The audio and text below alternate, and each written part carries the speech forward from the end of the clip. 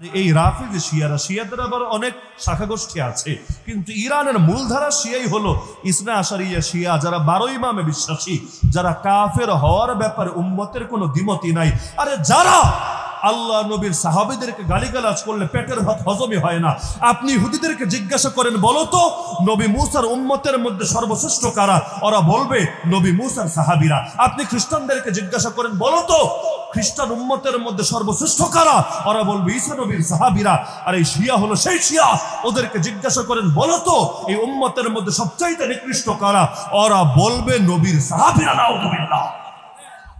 এমনকি যারা কাউকে নতুন করে শিয়া বানাতে গেলে এই কালেমা পর্যন্ত পড়ে, এগুলো তো অনলাইনের যুগ, সার্চ করলেও পেয়ে যাবেন। আশহাদু আন্না আবা বকরিন ওয়া উমর ওয়া উসমান ওয়া আয়েশা ফিন্নার, এই বাক্য পর্যন্ত পড়ায় যে আমি সাক্ষ্য দিচ্ছি আবু বকর জাহান্নামী, ওমর জাহান্নামী, ওসমান জাহান্নামী, আয়েশা জাহান্নামী। নাউযুবিল্লাহি মিন যালিক।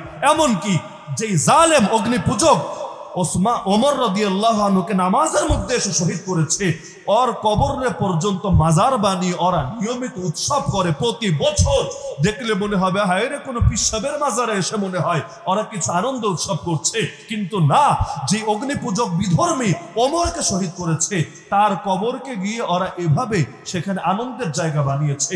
যারা নিয়মিত আম্মাজান আয়েশা রাদিয়াল্লাহু আনহার শানে গুস্তাখি করে, নবীর সাহাবীদেরকে গালিগালাজ করে, ওদের একটা দল তো বলে নবী আল্লাহ তাআলা ওহী দিয়ে পাঠিয়েছিলেন মূলত আলীর কাছে, কিন্তু ভুলে চলে গেছে মুহাম্মদুর রাসূলুল্লাহ সাল্লাল্লাহু আলাইহি ওয়াসাল্লামের কাছে।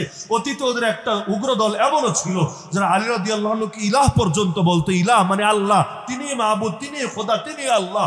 এমনকি ওদের একটা দল বিশ্বাস করে আলী মরেন নাই, বরং তিনি এখনো জিন্দা আছেন, তিনি আবার আসবেন, তিনি মেঘের মধ্যে থাকেন এবং আসমানে যে গর্জন হয় এটা মূলত তার ঘোড়ার আওয়াজ, ইত্যাদি ইত্যাদি জঘন্য আকীদা। যারা বিশ্বাস করে কোরআন পুরোটা নবী পৌঁছান নাই, বরং কোরআনের কিছু অংশ গোপন রেখেছেন যেটা তাদের 12 ইমামের কাছে সংরক্ষিত আছে, এরকম জঘন্য জঘন্য আকীদা।